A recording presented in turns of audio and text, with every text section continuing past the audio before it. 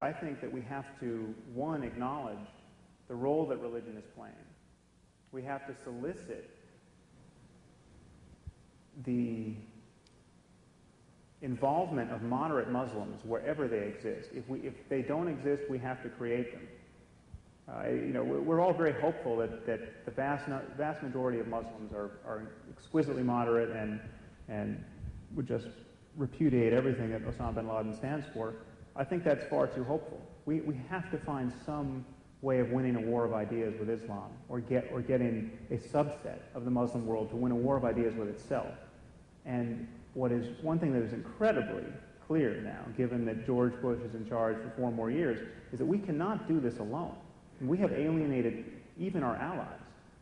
So to take an example like Iraq, intelligent people could disagree about whether it was the right thing to do to go into Iraq. But one thing is pretty clear. Going in, we should have gone in with everybody. I mean, we need a truly international effort. We need to convince civilized democracies everywhere that civilization itself has genuine enemies. These totalitarian, theocratic, tribal eruptions in many parts of the globe on 100 fronts. Most at this moment are Muslim. So it's just we need part of the problem, but part of the reason why we are so isolated from the rest of the world, from our allies, is our own religiosity. I mean, we look incredibly retrograde from the perspective of Western Europe, our erstwhile allies in Western Europe. We look like a deranged theocracy in the making with all the bombs. We have to be terrifying to the rest of the world. So until we put our own house in order, it seems to me that we're hardly the kingdom of reason to be clubbing everyone over the head, saying you can't be theocrats anymore.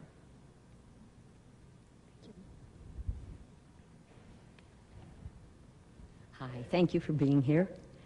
You stated that as moderates, our rationalization of the Bible is improper, that we really should face the fact that that's wrong. I agree with you that it's a rationalization, and I agree with you that the Christians who are doing the same thing are rationalizing. There are also Muslims who I've heard rationalize in the same way. Mm-hmm. I happen to dialogue with many different religions, and what I find is that what moderates can do is dialogue. We can dialogue by talking about the similarities in each religion, the schizophrenic God that's really good, and not the one that's bad. Right. And we do look for the good in our religions. We look for the similarities in that good, and I think it's a binding influence and perhaps can grow. Do you think that maybe that kind of thing could happen? Well, this touches Steve's question. I think it should grow. It has to grow. It's the most likely approach, given what everyone believes. But I also think that it's not good enough. I think it has to unwind itself, ultimately, because the religions are not the same, really. And the fundamentalists really have no reason to listen to the moderates. The moderate discourse is not so compelling that the fundamentalists are going to wake up and say, whoa, they're really onto something. The fundamentalists read the books. They know what's in the books. That's certainly true of the fundamentalists, but what I'm saying is, do you feel that there could be a growing movement among moderates in all the religions, seeing all this bloodshed and seeing the ridiculousness of the wars? One would hope. Yeah, I think it's clearly moderates are better than fundamentalists. I mean, if I could wave a magic wand, I'd make us all moderates. There's no, that'd be no hesitation. It's interesting to consider the example of a place like Sweden, where it's beyond being moderate. They're really people who are living virtually in an atheistic state, and they're the most as far as their level of altruism, they are among the most generous nations in the world.